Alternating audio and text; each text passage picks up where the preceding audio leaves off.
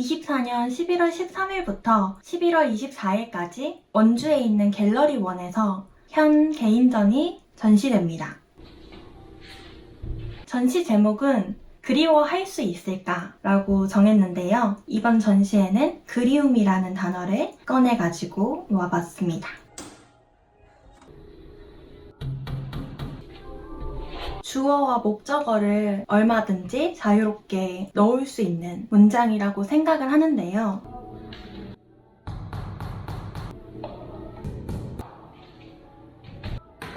사람마다 그리워할 수 있을까를 들었을 때 상상할 수 있는 다양한 주어와 목적어가 있을 거라고 생각을 합니다. 그런 질문을 던질 수 있는, 그리고 질문을 하고 싶은 마음을 담아서 이름을 지어보았습니다.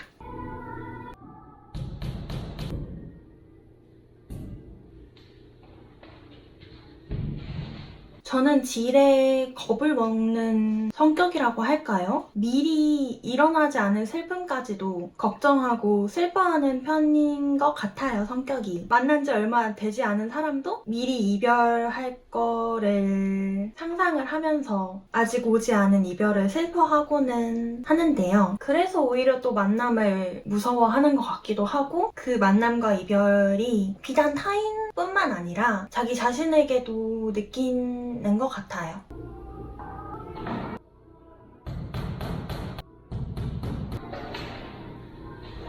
매일매일의 내가 저는 마치 다른 사람인 것처럼 느껴지기도 하거든요. 오늘의 나를 기상하면서 만나지만 다시 잠에 들면서 오늘의 나와 헤어져야 하니까 그 슬픔을 못 이겨서 불면증에 시달리기도 하고, 그게 두려워서 기상하는 게 힘들기도 했던 것 같아요. 만나면은 이별을 해야 하니까 오늘을 받아들이기 힘들고 그렇게 살아가는 게 조금 어려웠던 적도 있었던 것 같습니다.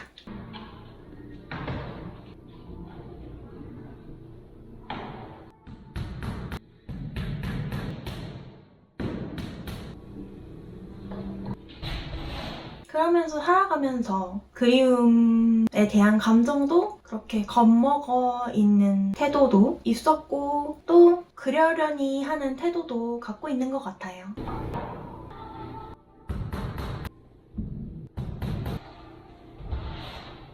이제 만나지 않는 인연들이 많이 있죠. 과거에 뭐 스쳤던 사람이나 친했었던 친구나 그냥 잘 살겠거니 그렇게 그러려니 하는 태도도 있는 것 같아요.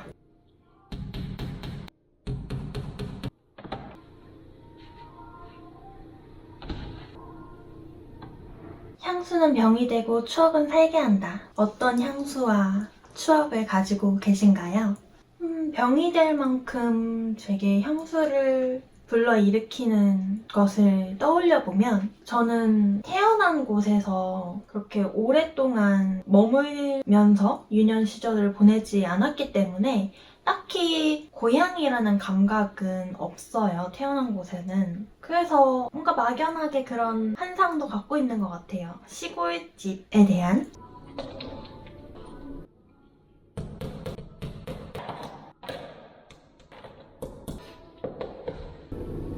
근데 어렸을 때 제가 직접 겪은 일보다 제가 아버지께 들었던 유년 시절을 마치 내 유년 시절인 것처럼 여길 만큼 조금 아버지께서 당신의 경험들을, 당신 본인을 제게 많이 동일시를 했던 것 같아요. 그래서 저는 어렸으니까 많이 영향을 받고 수용을 했던 것 같고,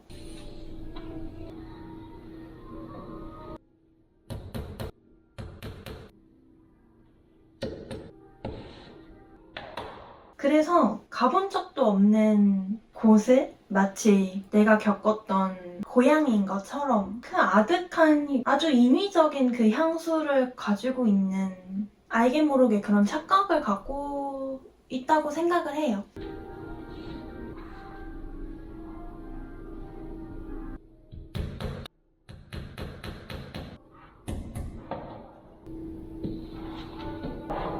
그래서 제가 그곳을 갈 수도 없고, 뭐 살아있는 동안 가능해질지 모르겠고, 그렇지만 언젠간 꼭 가봐야 한다는 그런 막연한 강제력을 느끼곤 합니다.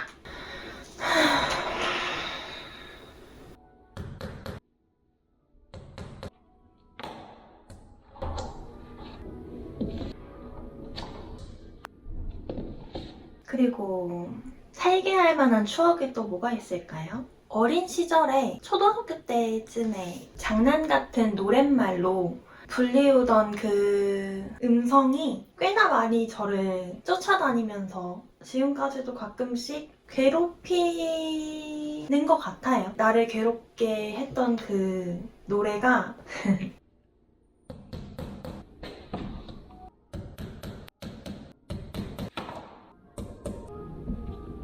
왜 태어났니? 이렇게 불렀던 것 같은데 약간 너 왜 살아? 이렇게 뭐 질문의 의도로 갖고 있는 건 아닌 것 같지만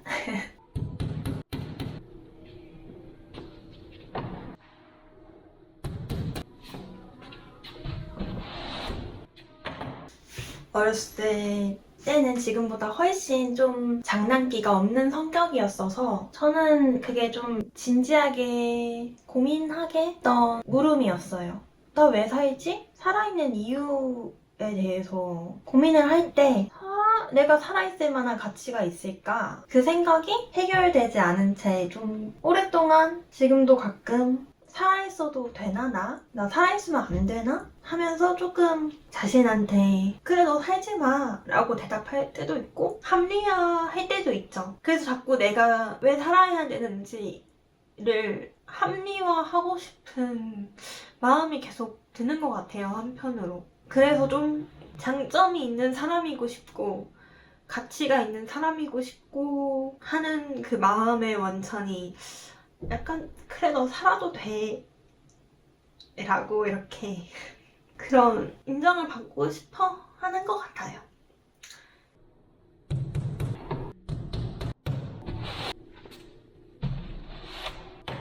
약간 그 매일매일을 살아가는 데에 거기에 그런 부담감도 생기는 거죠. 오늘이 어떤 내가 살아갈 만한 이유가 될 만한 추억이 되는 그런 하루가 되었으면 좋겠다. 근데 그런 하루를 매일 살아가고 싶은데 그것도 쉽지 않고 쉽지 않은 걸 매일매일 좀 실패의 경험으로 쌓이다 보니까 더 많이 부담이 되고 또 부담이 되는 만큼 더 잘하고 싶고 더 잘 살아내고 싶고 그런 걸 좀 많이 반복했던 것 같아요.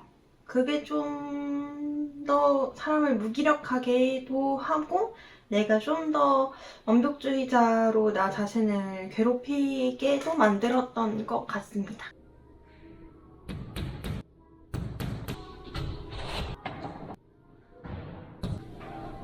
그래서 아직도 나를 살게 할 만한 추억이 어떤 것이었는지 언제적이었는지 모르겠어요.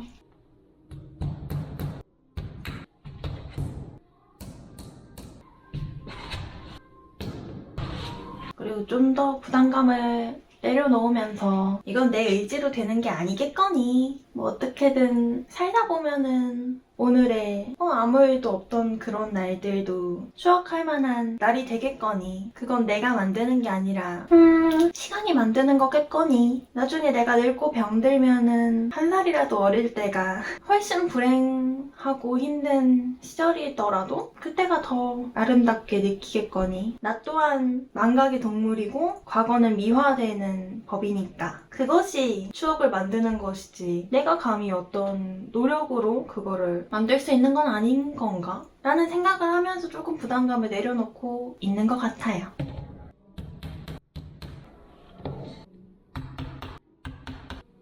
저는 계속해서 자연스러움의 상태를 지향하는 작업을 하고 있고 할 것 같아요. 그 자연스러움의 형태를 여러 가지 시각적인 표현으로 구현하는 작업을 계속 하고 있다고 생각을 하는데, 그래서 자연스러운 상태라고 제가 묘사하는 계속 반복해서 나오는 키워드들이 들 중에 하나가 순환적 반복을 하는 것 자체가 자연스러운 상태이다. 자연은 계속 순환적으로 반복하는 상태가 자연스럽다. 밤과 낮이 반복되듯이 삶과 죽음이 반복되듯이 깨어있음과 잠들어 있음이 반복되듯이 이 반복이 어디서든지 일어나고 그 반복이 영원히 반복된다. 그래서 찰나와 영혼이 존재하게끔 하는 이 반복이 자연스러운 상태임을 이야기할 때 그 속에서 살고 있는 찰나인 인간이 겪는 것은 그리움과 상실이 된다고, 그리움과 상실의 존재로 한다고 생각을 한 거죠.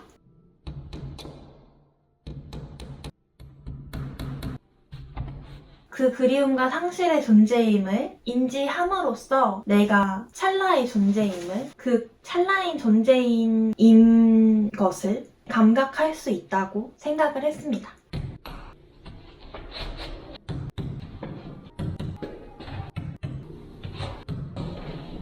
그렇게 생각을 해요. 상실이 내가 영원하지 않구나 라는 것을 깨닫게끔 한다고 생각을 하는 거죠.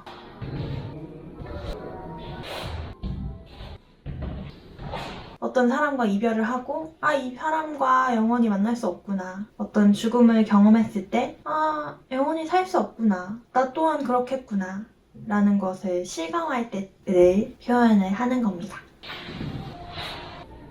상실을 할 때 그 실감들이 나 역시 그렇구나. 나 또한 이 순환적 반복 속에 존재하는 찰나구나를 경험하면서 그 경험할 때 갖는 감정들 또한 순환적 반복을 한다고 생각을 해요.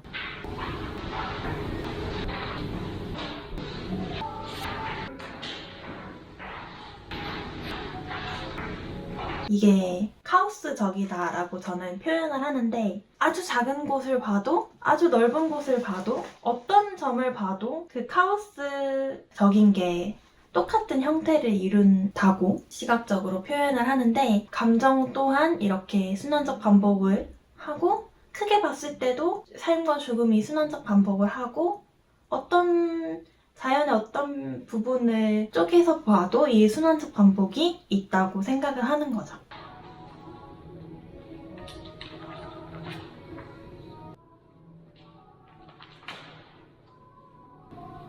그래서 내 생 또한 그 순환적 반복에 존재하듯이 내 감정들도 이 감정의 순환에서 이 그리움도 찰나로 존재를 하는구나. 어쩌면 이게 자연 속의 인간과 감정들 속의 그리움과 비슷해 보인다 라고 생각을 했습니다.